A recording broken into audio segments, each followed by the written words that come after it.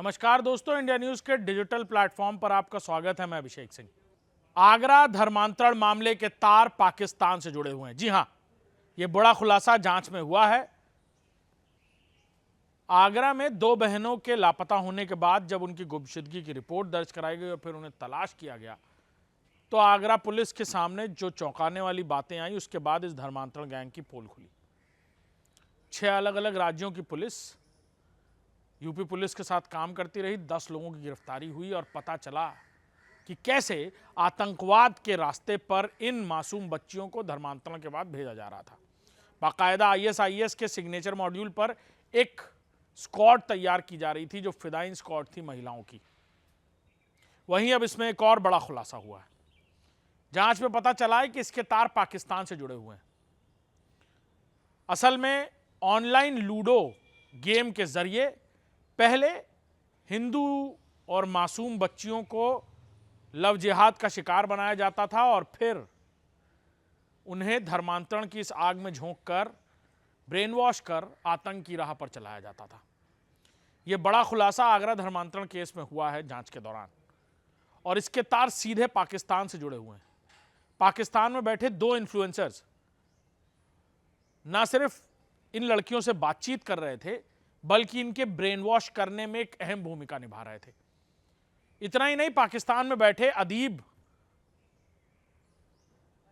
और social media पर reels और वीडियोस बनाकर अपने फैन फॉलोइंग के जरिए ऐसी मासूम बच्चियों को अपना शिकार बनाने वाले, उनका ब्रेन वॉश करने वाले ये सोशल मीडिया इन्फ्लुएंसर्स असल में पाकिस्तान में बैठकर भारत के खिलाफ ये जिहाद छेड़ रहे थे। इनका मकसद था 2050 तक भारत में इस्लाम को न सिर्फ फैलाना, बल्कि पूरी तरह इस्लामिक स्टेट में तब्दील करना। आगरा धर्मांतरण केस की इन्वेस्टिगेशन के दौरान ये कुछ बड़े खुलासे हो रहे हैं, जिसके तार सीधे पाकिस्तान से जुड़े हुए हैं। और अब इन्वेस्टिगेटिंग एजेंसीज पाकिस्तान के इन दोनों सोशल मीडिया इन्फ्लुएंसर्स और उनसे जुड़े हुए भारत के लोगों के भी तार खंगाल रही है। इतना ही नहीं, इन मासूम बच्चियों से पाकिस्तान पर बाकायदा मोबाइल फोन से बातचीत होती थी, टेलीकॉलिंग भी होती थी। अलग अलग वेबसाइट्स के जरिए, लूडो साइट्स के जरिए, गेम ऐप्स के जरिए भी इन्हें इंस्ट्रक्शंस दिए जा रहे थे, ब्रेन वॉश किया जा रहा था। लेकिन शिकार का वही पुराना तरीका सदियों से जो चला रहा है। पहले दाना डालो और जब परिंदा उसमें फंस जाए तो उसके पर उतर दो।